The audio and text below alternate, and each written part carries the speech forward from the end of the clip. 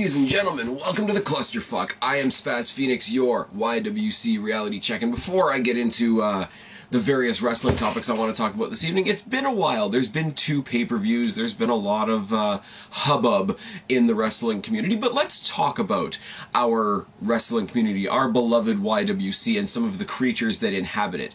I have had a lot of drama with a lot of people in a lot of different facets of this community, and I'm not going to dwell on this very long, but there are some truly pathetic creatures here in the YWC, so I'm going to pose one simple question before I get on to talking about wrestling, because these 2 dipshits are not worth a whole bunch of time. I really want to ask the opinion of all of you out there. Who in the YWC is more pathetic? And I'm going to toss out 2 names, Eon Izzle and Mark for himself Pearson.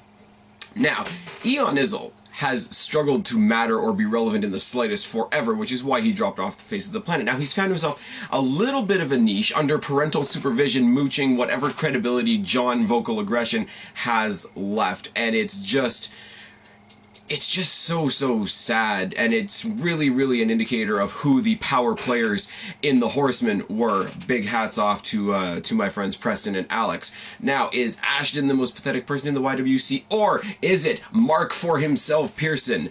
No. It's not another drama video. It is pure fact. Not only has he gone from his bullshit, wannabe, sad-ass attempt at an e-begging shit wrestling show, now he has stooped. The wise and powerful Mark Pearson, who shits on me because he gets more views than I do, because he's been doing this, I don't know, 5-10 years longer than I have. He has stooped to the lowest of lows and bribing the YWC community with free video games just to get people to watch his videos, just to get people to say something in a comment section, just so that he can feel better. Is it because he took too many cocks to the mouth and he's been doing videos for the past week with a swollen face because of it? I don't know, but when you have to say, please put something in my comment section, I might even give you a video. That is sad. Now, really, this is fan interaction 101.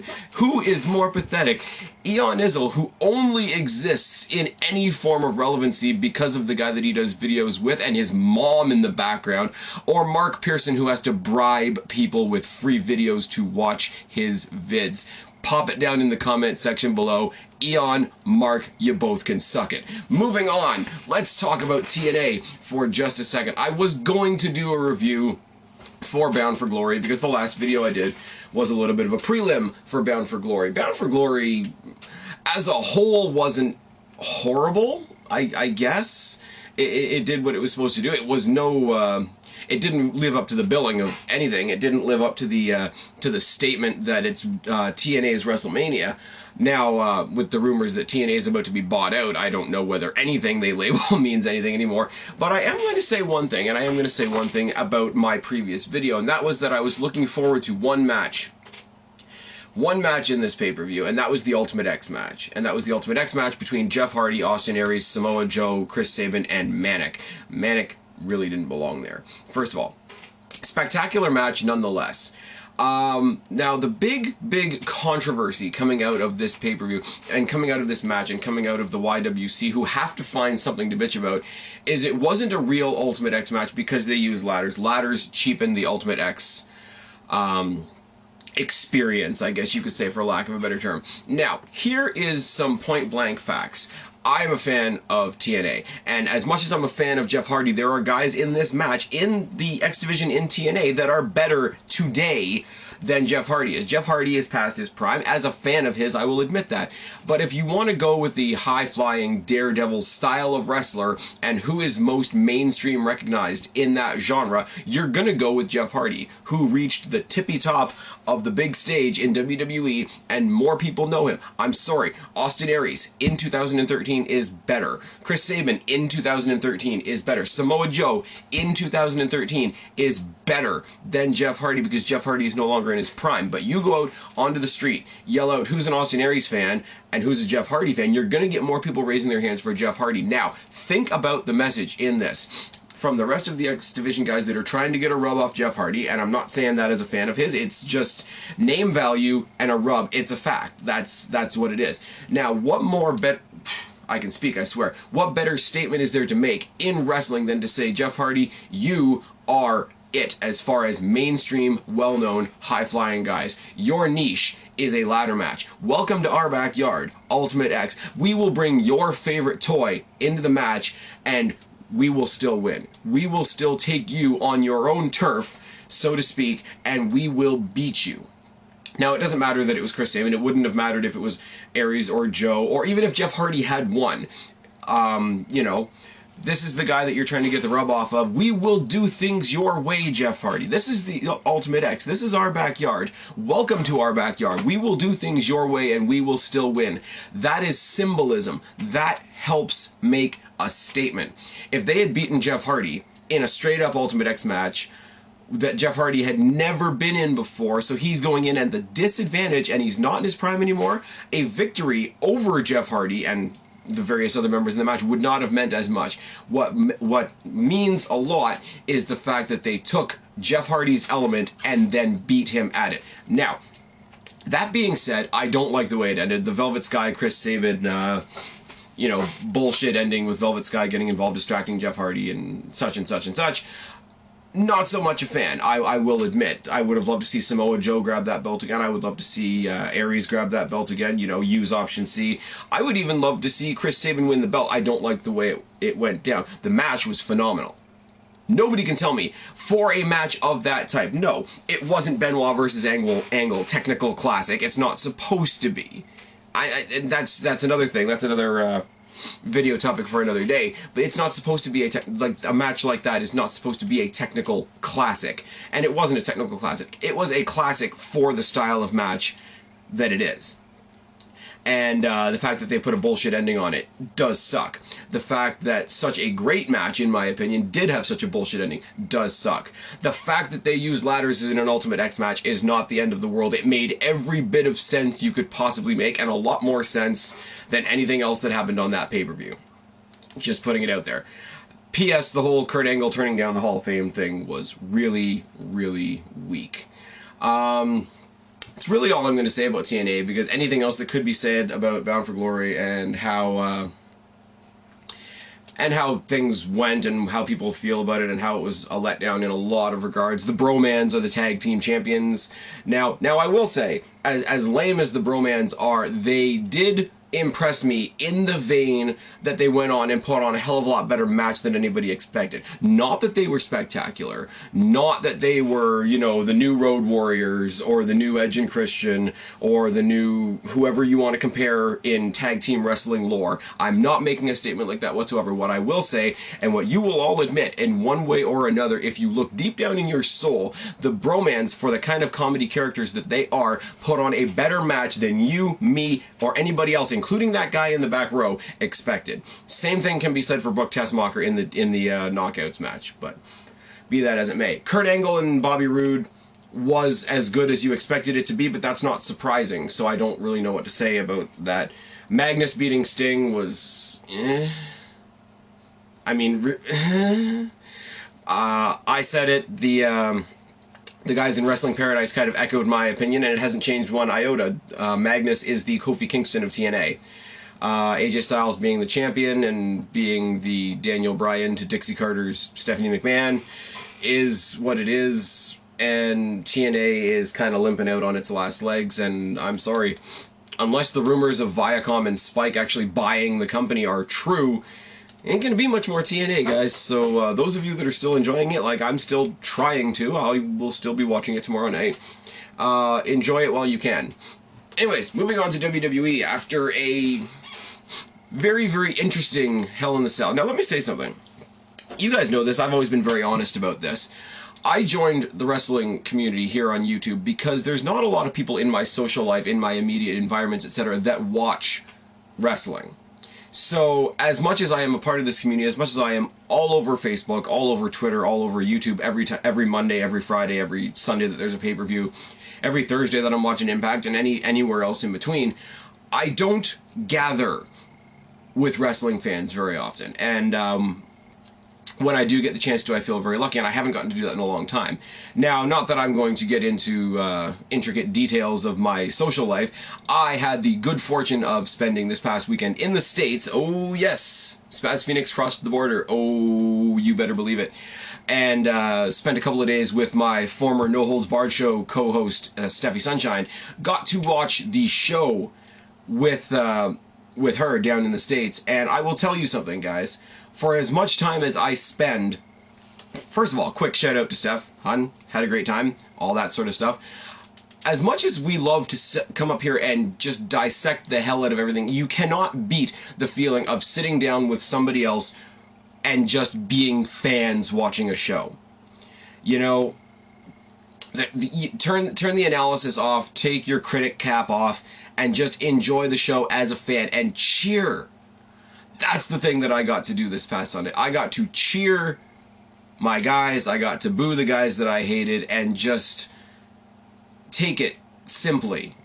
And for any of you out there, any of you that are getting pissed off with the product, any of you that are coming up here, like I sometimes do, and making a lot of rants and dissecting and making big, long lists, the top 15 reasons why WWE sucks in 2013, I promise you, do what I did. Get together with somebody who's fun to hang out with, watch the show just as a fan.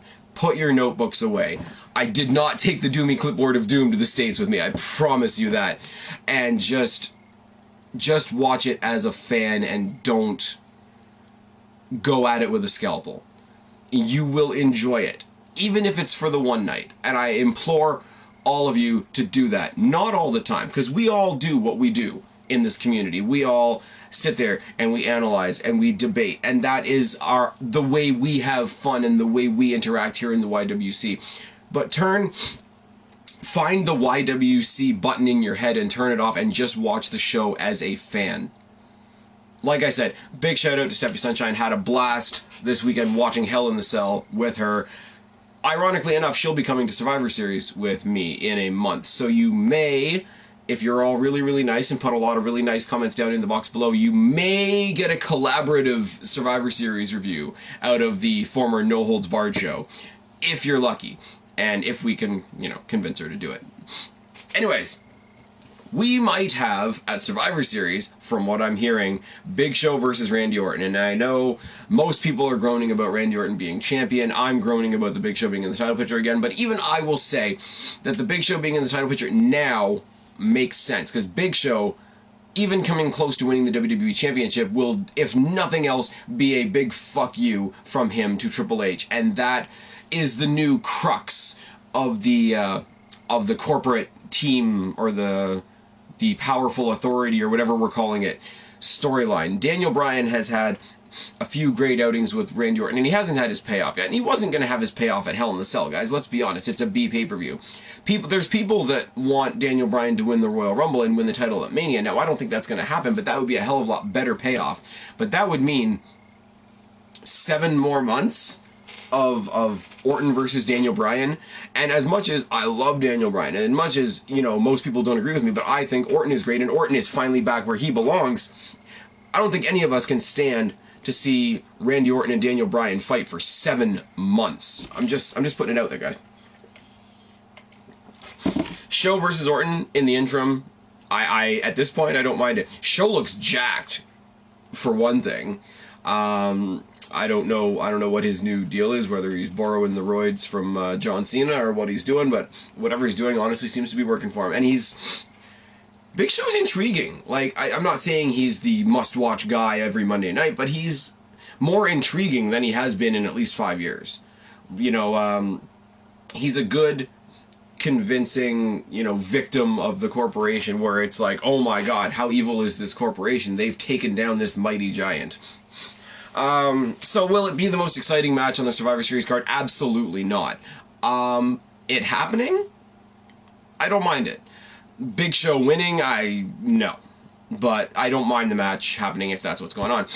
Now, what do we do with Daniel Bryan in the interim? After Hell in the Cell, after the screw job from Triple H and Shawn Michaels. Sorry guys, my nose is itchy as hell. I know you didn't tune in to watch me scratch my nose, but, you know, turn off the video, turn up the audio, do whatever you need to do. I never said my videos were that great, but hey, you guys are all subscribed to me. We could do a couple of things with this. We can have Bryan go after Triple H, which is again rumored for WrestleMania. We could have Bryan go after Shawn Michaels, which is, you know, it could be kind of a revenge story, kind of a teacher versus student story.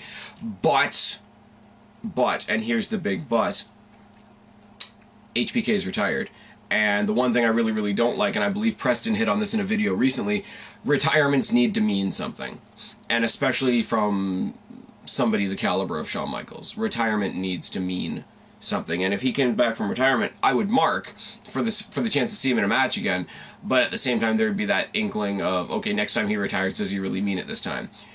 And the third option is to go into a story with the Wyatts after the big beatdown that happened on Raw. Now, here's another conversation question for all you guys. You can answer down in the box below if you wish. You're booking Survivor Series, or any pay-per-view in general, but Survivor Series is the next one coming up. So right now, you're the booker for Survivor Series. Do you want to see Daniel Bryan face Triple H, HBK, or the Wyatts? If I can get enough conversation on this, I may do a video on it on its own. Now, another one that's kind of finishing up one storyline and moving on is CM Punk. Now, here's the fun part about all this. I really hope that he's not done with Paul Heyman. Not that I want to see him go up against Ryback again, because the match, honestly, at Hell in the Cell between CM Punk and Ryback was god-awful. The moment that he had with Paul Heyman on top of the cell, beating the living hell out of him, testing the strength of the top of the cell when Paul Heyman had to eat the GTS. Fantastic, fantastic stuff. The match with Ryback was garbage.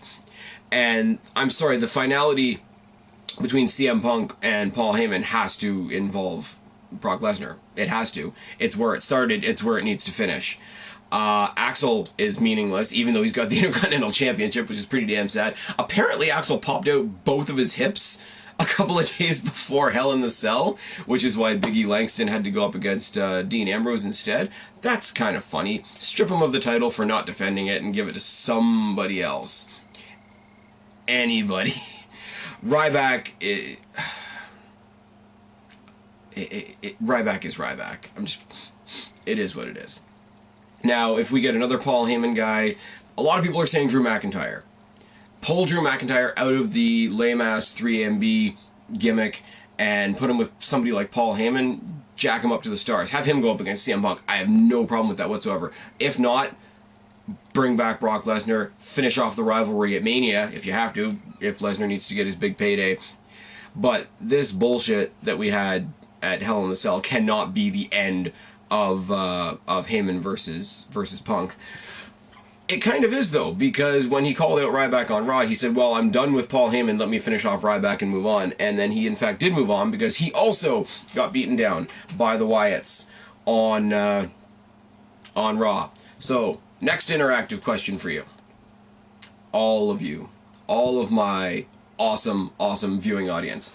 Do you, if you were booking Survivor Series, and if you were booking from here forward, do you want CM Punk to remain in feuds with the Paul Heyman family, so to speak, or do you want to see Punk versus Bray Wyatt? Now, the fun part of all this comes when you say, hey, you know, there's a lot of history between Daniel Bryan and CM Punk, why don't they just team up and face the Wyatts? That could also make sense. It could do amazing, amazing things for the Wyatts to get a rub off of CM Punk and Daniel Bryan consecutively. Question now becomes, CM Punk and Daniel Bryan versus the Wyatts is a handicap match. Who do you give Daniel Bryan and CM Punk as a third tag team partner in that match? Obviously, you guys know, not only because it makes perfect sense, but also because I'm a big mark for the guy, I'm saying The Miz. Question for you guys is, if you're going to have a team go up against the Wyatts consisting of Daniel Bryan, CM Punk, and one other person, who would you choose and why? Toss it down in the comment section below. Now, let's talk about the tag team division. Let's talk about how awesome the tag team division is right now. We had 2 tag team matches on Raw. Let me talk about the fact that we had virtually 2 Divas matches and actually 2 tag team matches at Hell in a Cell. These are our minor divisions that are actually getting attention for once, and that is fantastic. But we had 2 tag matches. I mean, Los Matadors is a goofy gimmick, but they have perfect foils in the team of the Real Americans, the whole racist bit and whatnot. The stuff between Zeb Coulter and El Torito is priceless as far as comedy goes, and the athleticism in the ring, and, you know, Cesaro with his, you know, 31 Revolution swing or whatever the heck he's doing is all fantastic. And that's a feud, and that's an entire tag team feud that exists away from the actual titles. It can happen.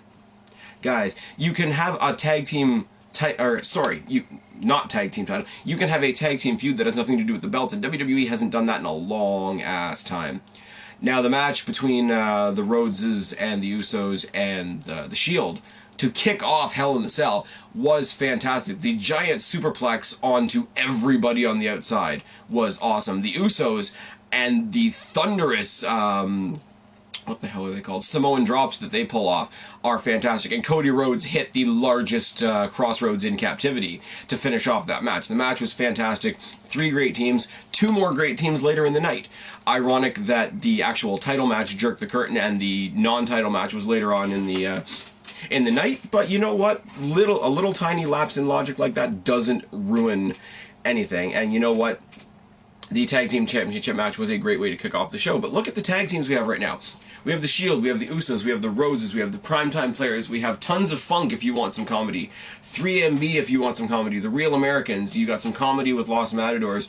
We are starting to have a thick and thriving tag team division. And it's, you know what, it goes from the really, really intense teams like the Shield, like the Real Americans, like the Rhodeses, to the comedy teams like Los Matadors, like Tons of Funk, like 3MB, and you've got the teams in the middle like the Usos and the Primetime Players that can go either way. They can be serious, that can have a good technical match that keeps everybody well, you know, thoroughly involved, or they can have a good, fun, you know, lighthearted, energetic match at the same time. And you know what? I'm thoroughly, compared to where we were maybe a year ago, maybe a year and a half ago, I am thoroughly impressed with the WWE as how far the tag team division has gone. Last but not least, the big winner, or the big surprise to sort of poke out this week, has got to be Summer Rae. Summer Rae was in an unannounced match on the Hell in the Cell card when the bonus match was Fandango and Summer Rae versus Natalya Neidhart and the Great Khali. Now, Fandango, talent-wise, should be taking on better people. I'd like to see Fandango taking on people like The Miz, people like Dolph Ziggler. Even as a one-off, you know, Fandango versus CM Punk. Like, it wouldn't hurt anybody. It wouldn't be for a title or anything like that. It wouldn't be a main event on any pay-per-view. But, you know, for a one-off, it could be a good match. You know, he had a great match with Jericho at WrestleMania. But, you know, he's paired off with the Great Khali right now, who is, you know, useless as the third tit on a bull. But the saving grace of this match was that those guys didn't spend much time in it, and that it was mostly a match between Natalya Neidhart and Summer Rae, where Summer Rae put on a better technical match than I think anybody expected.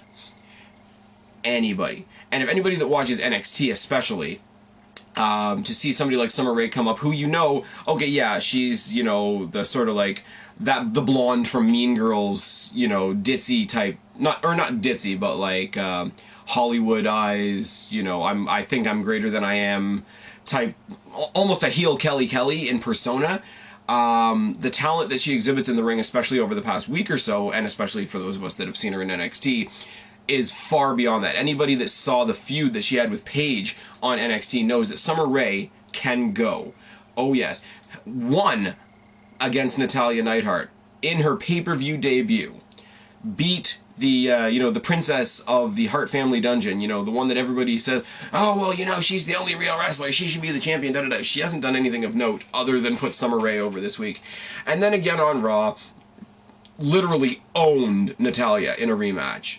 The faces won with heel means on Raw, so I really don't take this as a loss for Summer Rae. But when you've got somebody with the talent and the recognition that Natalya Neidhart has, and to go over on her 2 nights on the bounce, it's a pretty good way to break into the main Raw roster. Here is my question for all of you, especially those of you that watch NXT. We've got AJ, we've got Caitlyn, We've got Summer Rae. We've set the NXT precedent for impressive divas on Raw. When are we getting Paige? And when are we getting Paige versus AJ? Because you know what? I dig crazy chicks, and if one is great, two must be better. Anyways, I've rambled on for far too long, as I usually do. I've been Spaz, your YWC Reality Check, and this has been the Clusterfuck. Subscribe up there, talk down there, start a conversation, keep all my conversations going. Hey, I've had a little bit of a Q&A with you guys tonight. Answer as many of those as you feel like you want to. Don't be a stranger. I will talk to each and every last one of you later, but for right now, I am tagging out. Bye, guys.